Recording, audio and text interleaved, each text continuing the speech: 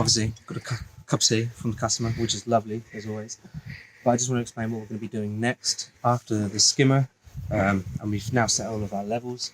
We are going to be putting the underlay down, which is this geotech fabric right here. It just you put this underneath and above the liner because it just gives you that extra insurance and safety, just to make sure that the rocks don't puncture the liner. But we are really lucky here. Obviously there was an existing pond and it was clay and sand, so it was really soft soil anyway. So yeah, let's lay this out.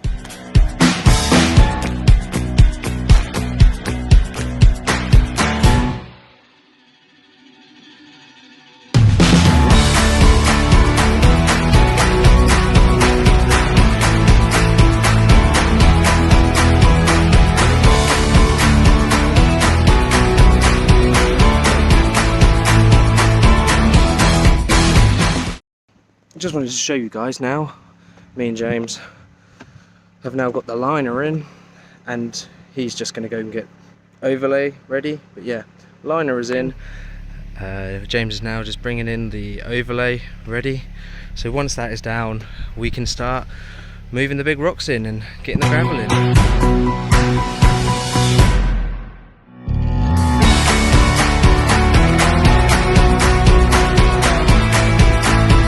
Task and a half.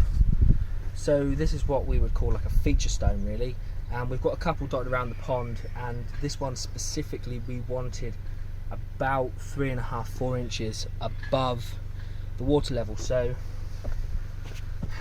the water is actually going to be about here, so it's taken a few in and outs to get this just perfect. We've shimmed it all up with some gravel, used the laser to make sure it's fantastic. And the nice bit about this is where the client, since this is going to be one of the front doors, as people walk down the drive, this is somewhere they can actually stand. The water's going to be sort of kissing all three sides almost. Perfect place to interact with the pond. So yeah, to be honest, it's a feature stone that's taken us probably about half an hour to install. A couple of ins and outs, but well worth it in my opinion. Good afternoon. Well, that's a wrap for today.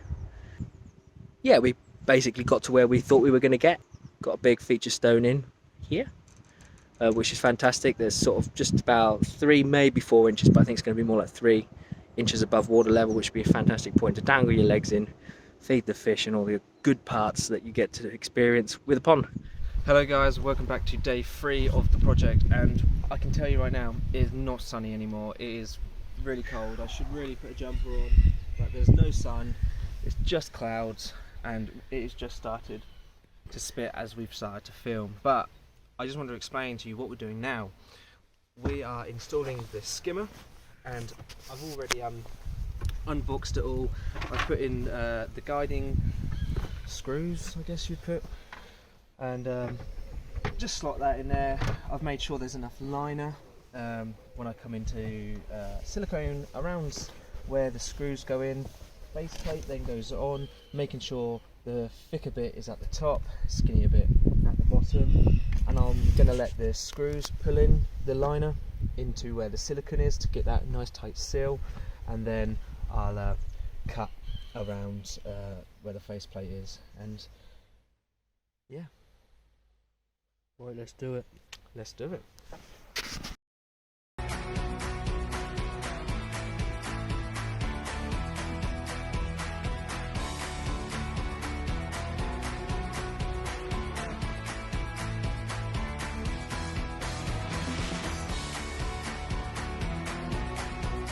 Right guys, so I've folded the liner back over. I've put these, they obviously go into the top 2 holes. It's now time for the faceplate, but before we put the faceplate on, we want to make sure that the liner itself is nice and flush, all pushed against where the silicone is, and I can feel it all under there. It's all nicely tightly packed, and we're going to put the faceplate on, and we are going to let the screws do the final pull in against the skimmer itself.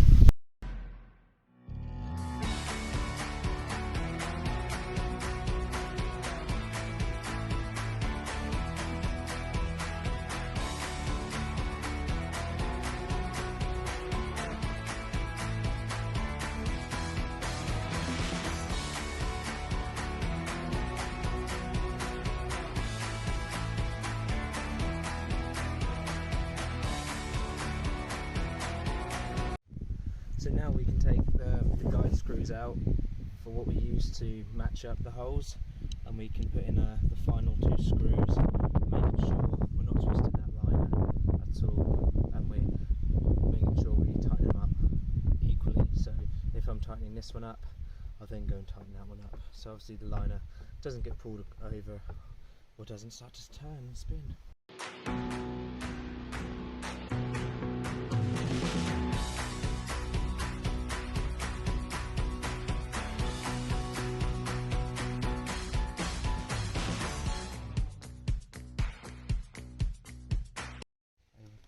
Yep, I am. Now that we've got the faceplate on, it is now time to cut the insert of the liner out. So you want to make sure you've got a sharp blade, and be extremely careful with this. Obviously, sharp blade. And 2, on the corners, you want to slightly curve it because you don't want to create a potential ripping point on the liner. So take your time, you're in no rush, and yeah, let's start.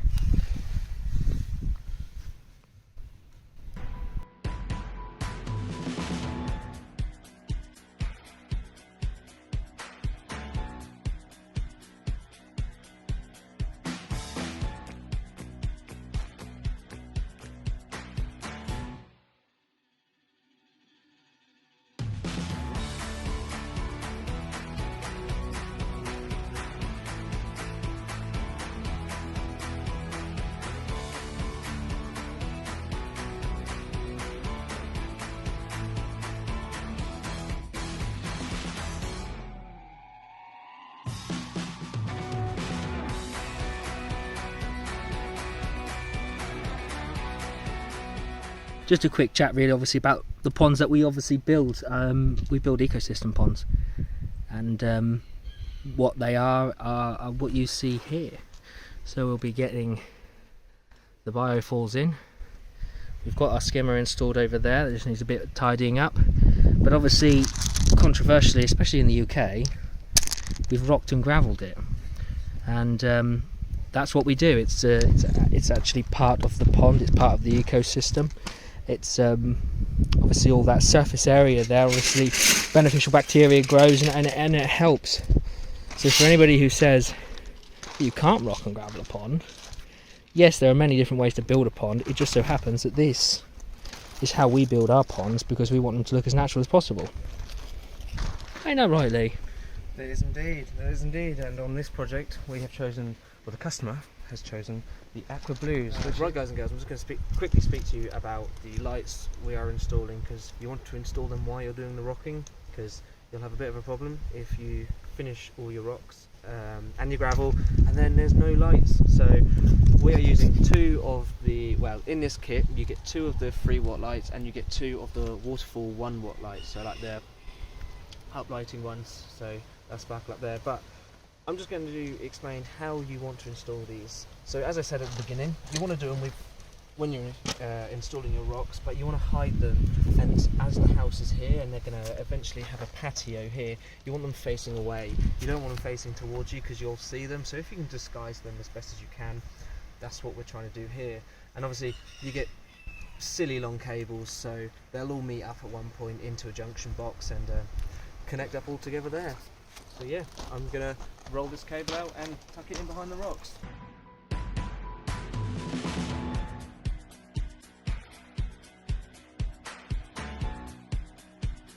Good morning guys, welcome back to day 4 of this pond project. This morning's first project is to get the biofalls installed, and to do that we are obviously going to get it to the height we wish to coord in with the pond we have here. But to do that obviously we also have to do our connections. Obviously we have a big 2-inch hose which is coming from our skimmer over on the other side, because obviously when we create these natural eco ponds we want to create the flowing water across, so that river system effect obviously, so the surface debris will be taken across, be pushed by the waterfall we are doing today.